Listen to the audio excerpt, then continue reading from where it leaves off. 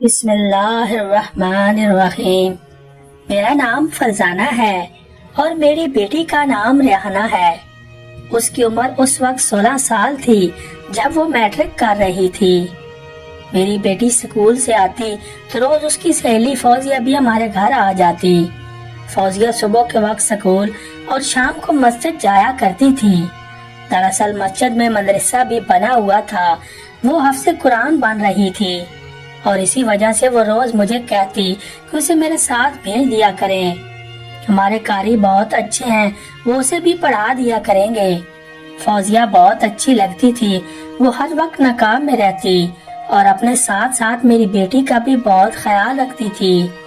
فوزیہ نے مجھے بتایا کہ اس نے 24 سپارے حفظ کر لیے ہیں اور اب وہ چاہتی ہے کہ میری بیٹی بھی حافظ قرآن بن جائے، اس سے اس کی دنیا اور آخرت دونوں ہی سنور جائیں گی۔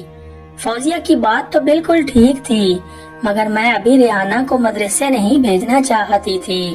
میں نے فوزیہ سے کہا کہ تم میری بیٹی کو مسجد لے جانے کی بجائے یہاں گھر پر ہی سبق دے دیا کرو، وہ تم سے قرآن مجید پڑھ لے گی۔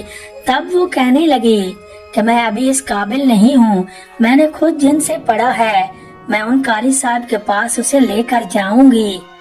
یہ بہت خوش قسمت ہوگی، قاری صاحب بہت اچھے اور بہت ہی نیک انسان ہیں۔ میں جانتی ہوں کہ آپ بیوہ ہیں، اپنی بچی کو لے کر پریشان رہتی ہیں، عام طور پر کسی پر بھروسہ نہیں کرتی ہوں گی، لیکن آپ یقین رکھیں میں نے اللہ کا کلام حفظ کر رکھا ہے، ہم لوگ ایسے نہیں ہیں، میں آپ کو کبھی ٹھیس نہیں پہنچاؤں گی۔ میں اس کی بات سن کر مطمئن ہو گئی تھی۔ اس نے مجھ سے کہا کہ کل سے یہ قاری صاحب کے پاس پڑھنے جایا کرے گی تو آپ کو کوئی اعتراض تو نہیں ہوگا۔ میں نے کہا نہیں بیٹی، مجھے بھلا کیا اعتراض ہو سکتا ہے، میں کبھی تم پر شک نہیں کروں گی، تم میری بیٹی کو جہاں چاہو لے جاؤ۔ میں کیا جانتی تھی کہ فوزیہ کا قصور ہی نہ ہوگے۔ میں نے اپنی بیٹی کو جانے کی اجازت دے دی۔ اگلے ہی دن وہ اچھے سا برقع اوڑھ کر مولوی صاحب کے پاس پڑھنے چلی گئی۔ میری بیٹی بہت شریف سی تھی، مگر جب سے وہ مسجد جانے لگی تھی اکثر کھوئی کھوئی سی رہنے لگی تھی۔ ایک شام تقریباً 5 بج گئے تھے، ابھی تک میری بیٹی ریحانہ نہیں آئی تھی۔ مجھے پریشانی ہونے لگی کہ وہ ابھی تک کیوں نہیں آئی۔ میں نے فوزیہ کو فون کیا کہ میری بیٹی گھر کیوں نہیں آئی۔ وہ کہنے لگی کہ آج مولوی صاحب اسے زیادہ سبق پڑھا رہے تھے، اسی وجہ سے اسے دیر ہو گئی۔ آپ فکر نہ کریں، میں اس کو لے کر ہی گھر آؤں گی۔ فوزیہ نے مجھے تسلی دے دی۔ میری بیٹی شام کے 6 بجے گھر داخل ہوئی تو وہ بہت تھکی تھکی سی لگ رہی تھی۔ اس کے چہرے پر نظر پڑتے ہی مجھے لگا جیسے بہت زیادہ تھک گئی ہو۔ کیا ہوا بیٹی؟ میں نے اسے سنبھالتے ہوئے اس سے پوچھا کہ وہ لڑکھڑاتے ہوئے صوفے پر بیٹھ گئی۔ ہاں اماں، مجھے پانی لا کر دو، اس نے تھکی ہوئی آواز میں کہا تھا۔ میں نے دیکھا فوزیہ میری بیٹی سے سرگوشیوں میں کچھ باتیں کر رہی تھی۔ اب ریحانہ نے اپنا حلیہ ٹھیک کر لیا تھا۔ امی جان، بس مجھے ذرا تھکاوٹ ہو گئی تھی، کافی دیر لگ گئی تھی۔ میں نے کہا بیٹی کوئی بات نہیں، تم ایک نیک کام کرنے کے لیے جاتی ہو، مجھے تم پر بھروسہ ہے۔ یہ بات سن کر فوزیہ کی آنکھوں میں چمک سی آ گئی اور کہنے لگی آنٹی اگر آپ اجازت دیں تو آج رات کو میں یہیں رکنا چاہتی ہوں۔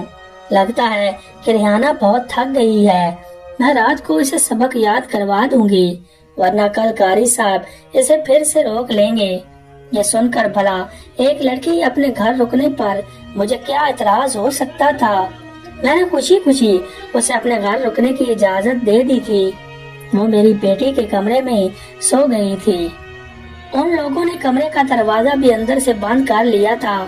صبح جب میری آنکھ کھلی تو میرا دل کیا میں جا کر اپنی بیٹی کے کمرے میں دیکھوں۔ میں نے دیکھا تو کمرے کی روشنی جل رہی تھی۔ میں خوش ہو گئی کہ شاید میری بیٹی قرآن پاک کی تلاوت کر رہی ہوگی، مگر میں نے دیکھا وہ دونوں کچھ بدلی بدلی سی لگ رہی تھی۔ فوزیہ بولی کہ آنٹی مجھے ابھی جانا پڑے گا، بہت دیر ہو رہی ہے، اب ریحانہ کو شام کے وقت قاری صاحب کے پاس بھیج دیا جائے گا۔ میں نے اسے کافی کچھ سکھا دیا ہے۔ میں فوزیہ پر اندھا بھروسہ کر بیٹھی تھی۔ شام کو ریحانہ کہنے لگی کہ امی میں قاری صاحب کے پاس جا رہی ہوں۔ میں نے دیکھا آج اس نے ضرورت زیادہ ہی ڈھانپ رکھا تھا۔ اس نے سر سے پاؤں تک خود کو یوں چھپا رکھا تھا جیسے وہ مسجد میں نہیں بلکہ بازار میں جا رہی ہو۔ میں نے اسے روکا ٹوکا تو نہیں تھا اور نہ ہی مزید تفتیش کی تھی۔ اس کے جانے کے بعد مجھے بے چینی ہونے لگی۔ 2 گھنٹے ہی گزرے تھے کہ میں نے فوزیہ کو فون کر دیا۔ اس نے کہا کہ میری بیٹی ابھی تک گھر نہیں آئی۔ وہ کہنے لگی آج اسے دیر ہو جائے گی۔ آپ فکر نہیں کریں، شام کے 6 بجے تھے۔ اب تو میرے ہاتھ پاؤں پھولنے لگے تھے۔ ریحانہ ابھی تک گھر نہیں پہنچی تھی۔ پریشانی میں نے دل میں طے کر لیا کہ آج کے بعد اسے قاری صاحب کے پاس نہیں جانے دوں گی۔ کچھ دیر گزری تھی کہ میں نے فوزیہ کو پھر سے فون کر دیا، مگر اس کا نمبر مسلسل بند جا رہا تھا۔ مجھے اور زیادہ پریشانی ہونے لگی۔ فوزیہ کے علاوہ مجھے کسی کا نہیں پتا تھا، نہ ہی میں یہ جانتی تھی کہ میری بچی قرآن پڑھنے کہاں جاتی ہے۔ خدا خدا کر کے 15 منٹ کے بعد فوزیہ نے میرا فون اٹھا لیا۔ اس نے مجھ سے بات کی نہیں۔ میں نے پوچھا کہ میری بچی قرآن پڑھنے کہاں جاتی ہے۔ اس نے مسجد کا پتہ بتا دیا تو میں خوش ہو گئی۔ دل میں ایک سکون سا اتر گیا۔ میں مزید جا کر خود پتہ کر کے آتی ہوں، مگر جیسے ہی میں وہاں پہنچی تو میں نے دیکھا کہ مسجد کا دروازہ بند تھا۔ یہ دیکھ کر میری امیدوں پر سارا پانی پڑ چکا تھا۔ میری آنکھوں سے آنسو نکل آئے۔ یا اللہ، میری بیٹی کہاں گئی ہوگی، اسے اپنی حفاظت میں رکھنا۔ میں دیوانہ وار ادھر ادھر دیکھنے لگی تھی۔ مسجد کا دروازہ بند ہو چکا تھا۔ اب شاید وہ عشاء کے وقت ہی کھلنا تھا۔ میری پریشانی کی انتہا نہ رہی کہ میں عشاء تک یہیں بیٹھ کر انتظار کروں گی۔ اتنے میں آس پاس کے لوگوں سے بھی پوچھ لوں گی کہ یہاں پر مولوی امتیاز نامی کوئی شخص تھا جو بچوں کو قرآن پاک پڑھاتا تھا، آج کہاں چلا گیا ہے۔ یہی سوچ کر میں بیٹھی ہوئی تھی، وہاں سے ایک آدمی گزرا۔ مجھے دیکھ کر رک گیا، پوچھنے لگا کیا بات ہے، آپ یہاں پر کیوں بیٹھی ہیں؟ میں نے اسے ساری بات سنا دی۔ اس نے کہا کہ مولوی امتیاز کے پاس میری بیٹی پڑھنے کے لیے آتی تھی، آج وہ گھر نہیں گئی، اس لیے میں یہاں پر آ گئی ہوں۔ مولوی امتیاز کو ڈھونڈ رہی ہوں، مجھے مولوی امتیاز نہیں مل رہے۔ میں یہ سن کر وہ تھوڑا بہکا۔ اس نے حیرت سے مجھے دیکھا اور پھر بولا آپ مولوی امتیاز کے پاس اپنی بچی کو پڑھنے کے لیے بھیجتی تھی؟ وہ بہت حیرت سے مجھے سوال کر رہا تھا۔ جی ہاں، پڑھنے کے لیے یہیں بھیجتی تھی، ورنہ میں اپنی جوان بچی کو مسجد میں کیوں بھیجتی؟ آپ کو تو پتا ہے آج کل کے حالات اتنے خراب ہیں۔ بہن، آپ کو یہ مشورہ کس نے دیا کہ آپ مولوی امتیاز کے پاس اپنے بچی کو پڑھنے کے لیے بھیجیں؟ بھائی صاحب، میں تو اس کی سہیلی کی باتوں میں آ گئی تھی۔ اس نے مجھ سے کہا تھا کہ مولوی امتیاز اس کے پاس اپنی بچی کو پڑھنے کے لیے بھیج دو، کوئی پریشانی کی بات نہیں۔ نہیں بہن جی، پریشانی کی تو کوئی بات نہیں، لیکن اتنا کہہ کر وہ آدمی خاموش ہو گیا۔ مگر مجھے شک تھا کہ ضرور وہ کوئی نہ کوئی بات مجھ سے کہنا چاہتا ہے، لیکن شاید وہ مجھے پریشان نہیں کرنا چاہتا تھا۔ وہ کہنے لگا ٹھیک ہے، میں قاری امتیاز کے بارے میں پتا کرتا ہوں۔ بہن جی، آپ کے پاس اپنی بیٹی کا موبائل فون نہیں ہے؟ میں نے صاف منع کر دیا کہ میری بیٹی کے پاس فون تو نہیں ہے، البتہ اس کی ایک سہیلی ہے جس کا نام فوزیہ ہے، اس کا مجھ سے رابطہ رہتا تھا اور وہی میری بیٹی کو قاری صاحب کے پاس لے کر گئی تھی۔ وہ آدمی مجھ سے وعدے کر کے چلا گیا کہ میری بیٹی کے بارے میں ضرور پتہ لگائے گا۔ تقریباً عشاء کی نماز سے تھوڑی دیر پہلے وہ واپس آیا اور کہنے لگا بہن، قاری امتیاز تو مجھے کہیں نظر نہیں آ رہا، کیوں نہ ہم تھانے چل کر آپ کی بیٹی کی رپورٹ درج کروا دیں۔ میں اس بات پر راضی نہیں تھی کیونکہ میں اپنی بیٹی کی بدنامی نہیں کروانا چاہتی تھی۔ تھانے میں رپورٹ درج کروانے کا مطلب یہی تھا کہ میری بیٹی کی گمشدگی کا پتہ سارے علاقے کو چل جاتا۔ ایسے میں کیا کرتی؟ میرے لیے تو بہت بڑی مشکل پیدا ہو چکی تھی۔ मैंने कहा कि चलें ठीक है, हम थाने जाकर रिपोर्ट लिखवा देते हैं, मगर इस बात का किसी को पता ना चले। उस शख्स ने मुझसे वादा किया कि वो किसी को नहीं बताएगा। पहुंचकर मैंने अपनी बेटी की गुमशुदगी की रिपोर्ट दर्ज करवाई और फिर मैं वापस मस्जिद आ गई। अभी तक कारी इम्तियाज का कुछ पता नहीं चल सका था। मैंने सोचा कि मैं फौजिया के घर जाऊंगी और अपनी बेटी के बारे में उससे पूछूंगी, क्योंकि वो मेरी बेटी को कारी साहब के पास लेकर आई थी। मैंने उसे फोन किया। मैंने उसे कहा कि बेटी तुम्हारा घर कहाँ है? तब वो कहने लगी कि उसका घर बहुत दूर है। मुझे उसकी बात सुनकर उस पर शक हुआ था कि वो मेरी बेटी को कारी साहब के पास छोड़कर खुद कहीं और चली गई थी। फिर मैंने उससे पूछा कि तुम्हारा घर कहाँ है, मैं तुम्हारे घर जाना चाहती हूँ। उसने मुझे घर आने से मना कर दिया। कहने लगी इस वक्त मेरी अम्मी अब्बू सो रहे होंगे, मैं नहीं चाहती कि आप उनको डिस्टर्ब करें, मैं कल आपसे मिलूंगी। इतना कहकर उसने अपना नंबर बंद कर दिया था।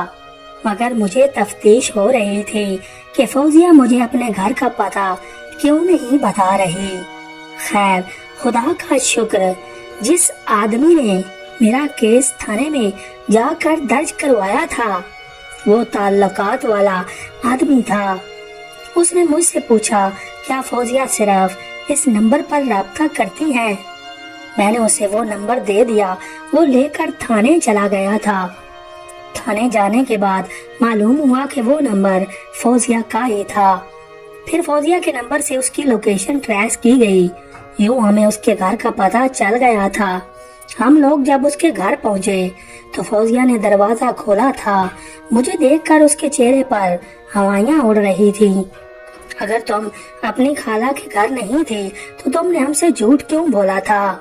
यकीनन तुम भी इस मामले में मुलव्वस हो। मैंने उसे जबरदस्ती बात को उगलवाने की कोशिश की तो वो मुझ पर ही चढ़ दौड़ी कि मैं तुम्हारी बेटी के बारे में कुछ नहीं जानती हूँ। तुमने अपनी मर्जी से उसे मदरसे भेजा था। मैं तो तुम्हारी बेटी का भला सोच रही थी। मुझे क्या पता था कि तुम मेरे पीछे ही पड़ जाओगी। नहीं बात कारी इम्तियाज की तो मैं तुम्हें बता दूं, मैं तुम्हारी बेटी की जिद करने पर कारी इम्तियाज के पास लेकर गई थी। मैंने पुलिस को बताया कि ये लड़की सरासर झूठ बोल रही है। इसने मुझे कहा था कि कारी इम्तियाज उसका भी उस्ताद है। उसने उसी से कुरान पाक की तालीम मुकम्मल की है। मैंने तो कुरान पाक का आज तक एक भी पारा नहीं पढ़ा। क्योंकि आप झूठ बोल रही हैं, उस लड़की ने ये बात की तो मेरा दिमाग चकरा गया था। मैंने पुलिस वालों को बताया कि इसने अपने हफ्ज़े कुरान होने का दावा किया था। बस फिर क्या था, पुलिस ने उसे जेल जाने की धमकी दी तो उसने सब कुछ उगल दिया। कारी इम्तियाज का पता भी दे दिया, उसका नंबर भी हमारे हवाले कर दिया। अब हमारे पास सिर्फ इम्तियाज का फोन नंबर और उसके घर का पता था। पुलिस ने तफ्तीश की तो मौलवी इम्तियाज का नंबर ऑफ जा रहा था। और ये बात भी बड़ी हैरान कुन थी कि मौलवी इम्तियाज तो शहर की मस्जिद में पढ़ाता था, वो हमारे गांव की मस्जिद में नहीं पढ़ाता था। अब मेरी बेटी कहाँ थी? मेरे तो हाथ पांव फूल रहे थे। खैर पुलिस ने मौलवी इम्तियाज का पता लगा ही लिया था। पुलिस वाले मुझे लेकर उसी गांव पहुँचे जहाँ पर कारी इम्तियाज नौपोश हुआ था और मेरी बेटी भी गुमशुदा थी। मुझे भी पुलिस ने अपनी गाड़ी में बिठा लिया था क्योंकि मेरी हालत ऐसी नहीं थी कि मैं घर बैठकर अपनी बेटी के आने का इंतजार करती। मोहल्ले का वो शख्स भी मेरे साथ था जिसे मुझसे काफी हमदर्दी थी और पहले भी मेरी कई बार मदद करता। मैं उस फरिश्ते के साथ बैठकर कारी इम्तियाज को ढूंढने के लिए निकल पड़ी थी। कारी इम्तियाज को ढूंढना बहुत मुश्किल था। बिलाखिर हम उसके ठिकाने पर पहुंच ही गए थे। मुझे तो फौजिया ने बताया था कि कारी इम्तियाज एक बहुत ही सफेदपोश शख्स है, मगर जब मेरी नजर उसके घर पर पड़ी तो मैं हैरान रह गई थी कि घर के बाहर एक बड़ा सा बाग था और घर में नौकर चाकर भी घूम फिर रहे थे। घर के दरवाजे के बाहर एक चौकीदार भी बैठा हुआ था। चौकीदार को देखकर मैं हैरान हुई थी। कारी इम्तियाज के तो कई मुलाजिम थे जिनसे वो अपनी खिदमतें करवाता था, फिर उस इतने मामूली फीस पर मेरी बेटी को कुरान पाक पढ़ने की क्या पड़ी थी। हम लोगों ने घर का दरवाजा खोलने की कोशिश की तो चौकीदार ने कहा कि कारी इम्तियाज इस बात की इजाजत नहीं दी, आप उनका इंतजार करें, वो आएंगे तो आपसे खुद ही बातचीत कर लेंगे। मुझे लग रहा था कि कारी इम्तियाज पुलिस को देखकर भाग जाएगा, मगर ऐसा नहीं हुआ। कुछ देर बाद हमारी उससे मुलाकात हो गई थी। मैं उसके एतमाद और डटाई पर हैरान थी। वो मेरी बच्ची के गुम होने का जिम्मेदार था। कारी इम्तियाज मेरे सामने बैठा था। उसे देखकर मैं हैरान रह गई। वो 32 साल का शख्स होगा। आप मेरे लिए बहुत मोहतरम है, उसने अदब से सलाम करते हुए मुझसे कहा था। तब मैं इस बात बरस पड़ी कि उसने मेरी बेटी को गायब कहाँ किया है। मैंने तो आपकी बेटी को गायब नहीं किया। क्या आप अपनी बेटी से मिलना चाहती हैं तो मिल लें। कारी इम्तियाज की बात सुनकर मुझे धचका लगा था। कहाँ मिलूं और कैसे मिलूं? वो तो शाम के बाद मस्जिद आई ही नहीं है। मैं बहुत परेशान हूँ। खुदारा ऐसा ना करो, तुम्हारे घर में भी बहनें होंगी, तुम्हारी माँ होंगी, तुम्हें ऐसा करना नाजेब नहीं देता। तुमने तो अल्लाह के नाम पर मेरी बेटी को तालीम के घर से बुलाया था, फिर तुमने ऐसा क्यों किया? इम्तियाज ने मेरी बात सुनकर कोई खास असर नहीं लिया। देखें, अगर आप अपनी बेटी से मिलना चाहती हैं तो मिल लें, लेकिन मैं उसे यहाँ से जाने की इजाजत नहीं दे सकता। इम्तियाज की डटाई और उसकी जुर्रत देखकर मेरी आंखें फट पड़ी थीं। तुम होते कौन हो मेरी बेटी को रोकने वाले? उससे खुद मिलूंगी। बेशक वो आपकी बेटी है, लेकिन अब वो आपसे नहीं मिलेगी। उसने मुझे सब कुछ बता दिया है। आप उस पर जुल्म करती हैं।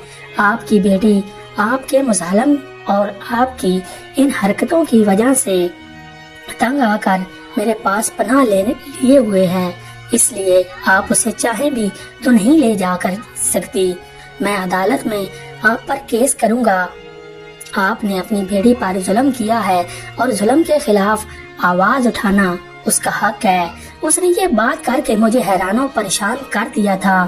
मैंने पुलिस वालों को कहा कि ये शख्स झूठ बोल रहा है, मगर वो ऐसे दिखावा कर रहा था जैसे वो सच बोल रहा हो। मैंने उसे अपनी बेटी से मिलने की दरख्वास्त की। मैं जानती थी कि जब अपनी बेटी से मिलूंगी तो वो मुझे उस इम्तियाज की सारी हकीकत बता देगी, लेकिन मेरे साथ चल पड़ेगी। फिर इम्तियाज को पुलिस गिरफ्तार कर लेगी। मुझे अपनी बेटी से पूरी उम्मीद थी कि वो ऐसा ही करेगी। शायद वो इस दरिंदे से डर गई होगी, क्योंकि ये उसे अगवा करके लाया था। लेकिन जब मैं अपनी बेटी से मिली तो उसके चेहरे पर अपने लिए नाराजगी देखकर मैं हैरान रह गई। अम्मी, आप मेरे पास क्यों आई हैं? मैं अपनी मर्जी से आई हूँ। मैंने इम्तियाज से निकाह कर लिया है। अब ये मेरे शौहर हैं, ये जैसे कहेंगे मैं वैसे करूँगी। अपनी बेटी की ये बात सुनकर मेरे सर पर तो एक पहाड़ टूट पड़ा था। मैं अपनी बेटी को फटी फटी आंखों से देखने लगी। ये तुम क्या कह रही हो? मैंने तुम्हारे साथ ऐसा क्या जुल्म कर दिया है कि तुम उस लफंगे के साथ मिलकर मुझे जलील करने पे आई हो? अम्मी, आप तमीज से बात करें, उन्हें लफंगा मत कहें, वो मेरा शौहर है। रिहाना के मुंह से ये लफ्ज सुनकर हैरान रह गई। मैंने उसे एक जोरदार थप्पड़ रसीद किया था। तुम ऐसा कह रही हो? सिर्फ निकाह करने से ये आदमी तुम्हारा शौहर नहीं बन सकता। मेरी भी मंजूरी जरूरी है। आपको ये बात किसने कही है? मैंने आपसे कई बार पूछा था कि आप मेरी शादी कहाँ करेंगी। तब आपने कहा था कि मैं तुम्हारी शादी तुम्हारी खाला के घर करूँगी। आप अपने चक्करों में थी, क्योंकि खाला का बेटा सरकारी जॉब करता था, मगर मुझे इम्तियाज से ही शादी करना थी। मैं अपनी बेटी की बातें सुनकर बहुत हैरान थी। मुझे तो यकीन नहीं आ रहा था। क्या मैं फौजिया से पूछना चाहती थी कि उसने मेरी बेटी को इम्तियाज के चक्करों में क्यों फंसाया था, और एक हफ्ते बाद ही वो इम्तियाज साथ भाग निकली थी। मगर फौजिया ने जो बातें मुझे बताई, उन्हें सुनकर मुझे फौजिया से और अपनी बेटी से नफरत होने लगी थी। भला अपनी माँ को कोई इतना बड़ा धोखा कैसे दे सकता है?